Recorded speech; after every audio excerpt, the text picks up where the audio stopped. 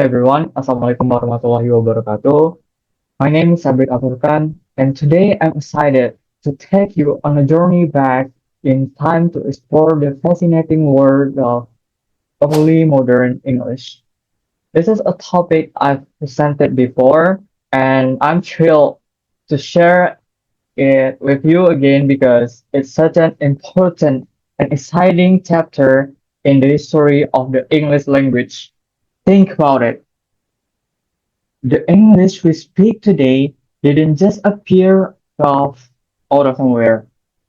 It went through centuries of changes, and the early modern English period from around 1500 to 1700 was a turning point.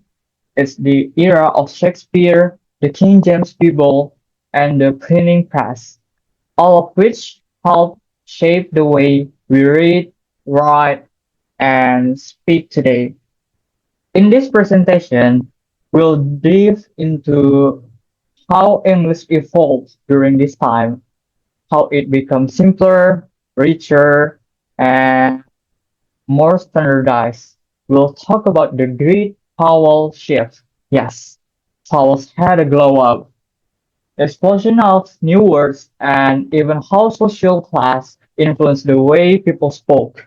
So let's get started and uncover how early modern English laid the foundation for the language we use today. All right, so I'm sorry.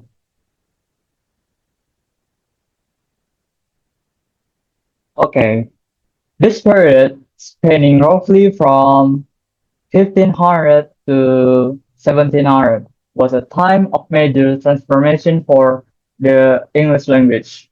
It's the era of Shakespeare, the King James Bible, and the birth of the printing industry in England. These influences didn't just shape how people spoke and wrote back then, they're still echoing in the way we use English today. So, what exactly was happening during this time? Let me break it down for you. Okay? So,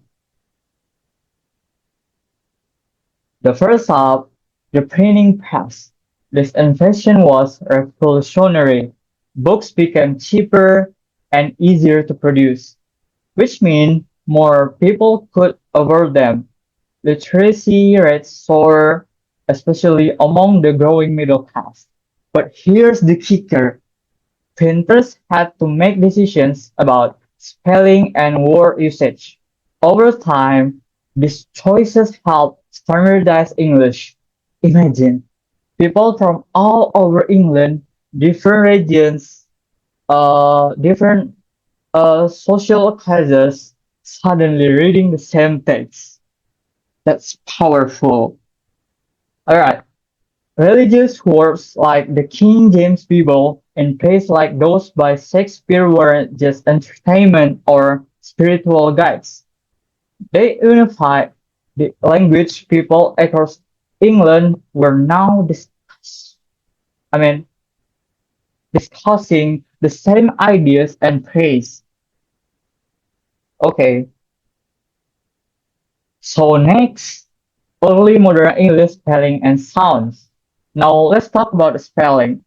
Spoiler alert, okay? It was chaotic. There were no strict rules, so a single word might have multiple spellings. For example, love could be love or love. And another example like friend might show up as fan. And then there's a great vowel shift, a massive change in how long vowels were pronounced. This is why spelling and pronunciation don't always match up. The sounds evolved, but the spelling, mm, not so much. By the end of this period, English was starting to sound more like the language we recognize today, but there were still plenty of quirks. I mean, quick. Yeah. Okay, next. And then there's early modern English morphology. Middle English had some complex endings like is and of, think speakers or speakers. But this started to disappear during this time. Simpler forms like speak become the norm. Even irregular verbs got a makeover. Words like hold. This is the old past tense of help. Were replaced by help. I mean with ed ending. Help. This is shift made English grammar less complicated and easier to learn. Okay, so let's jump to syntax. Help. English sentence. I mean English sen- English sentence structures also started to settle into the familiar subject, verb, object, order we use today. For instance, I know not began evolving into I do not know. Auxiliary verb like do became more common, giving us modern construction like did he speak and she does not understand. All right. So, and then another big change was the increased use of relative pronouns like who and which. This helped writers, writers create more complex and precise sentences. Okay, next we move to next material. It's about vocabulary explosion. Okay, uh, so the resonance brought a flood of new ideas, and with them, thousands of new words. Scholars borrow terms from Latin, Greek, and then French. This is for fields like science, philosophy, and art. Uh, okay, words like biology, logic, and architecture enter the English lexicon. So writers like Shakespeare didn't just borrow words; they invented new ones. Some of these expressions are still part of our everyday language. All right. The next one is yeah, the push for standard. It's attitude towards a standard. All right. People started thinking seriously about what proper English should look like. Early grammarians were guides to make English more consistent. They weren't always follow, but this was the beginning of perspective grammar. However, regional, regional variations were still strong. And then the way people spoke in Northern England could be very different from how they spoke in London or South. Uh, okay, so the next is regional and register varieties. Um, okay, even with the push for standardization, English varied widely by region and social class. Okay, the upper classes often use different words or pronunciation than working class people. Registers, the levels of formality in language also became more distinct. Religious and legal texts use a high formal style, while everyday spoken English was more casual, and then editorial, editorial and authorship issues. Finally, this is my final material. Okay, with the rise of printing, people started paying attention to who wrote that.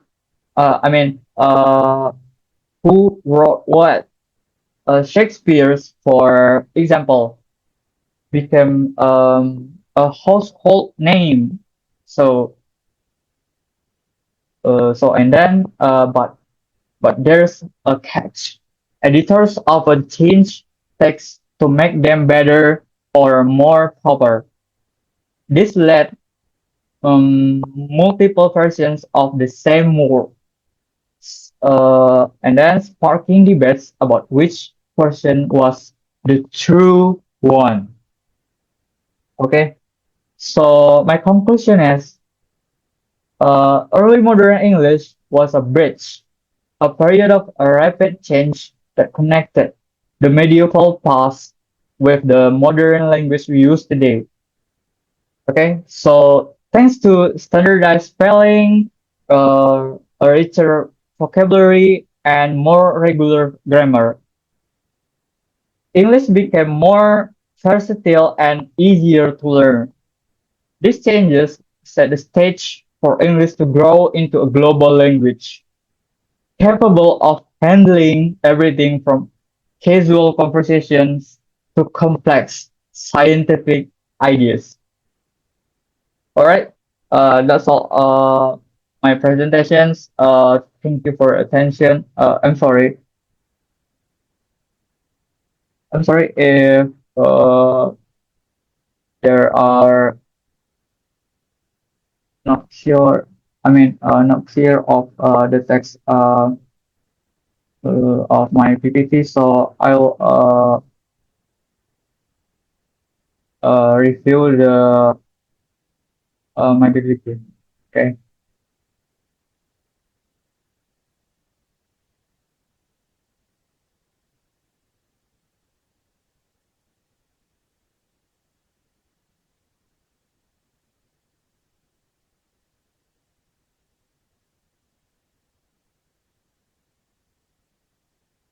Oh my God, I forgot about this part. Was hidden by my camera. So this is my part one about printing. All right. So second one, and then about yeah spelling and sounds.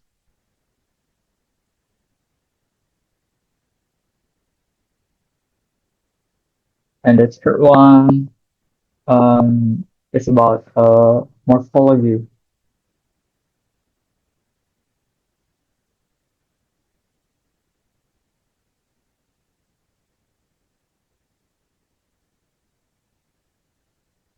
And then about the syntax.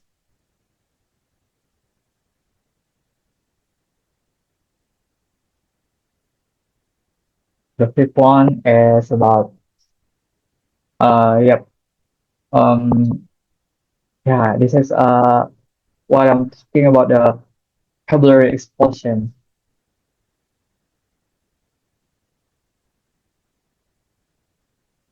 And then this is the push for a standard.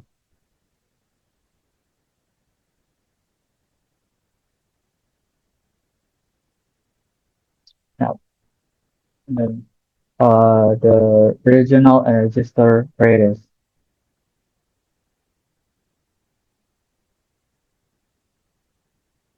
And the last one is about editorial and authorship issues. All right.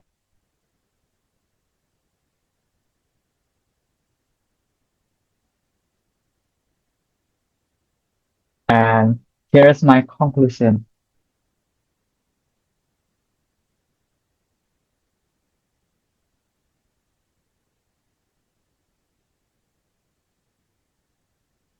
We don't need this. Okay, that's all my presentations. Thank you so much for for your attention, and I'm sorry if I have something mistakes or something like the errors of mispronunciations. I'm really sorry for that. Thank you so much. Wassalamualaikum warahmatullahi wabarakatuh.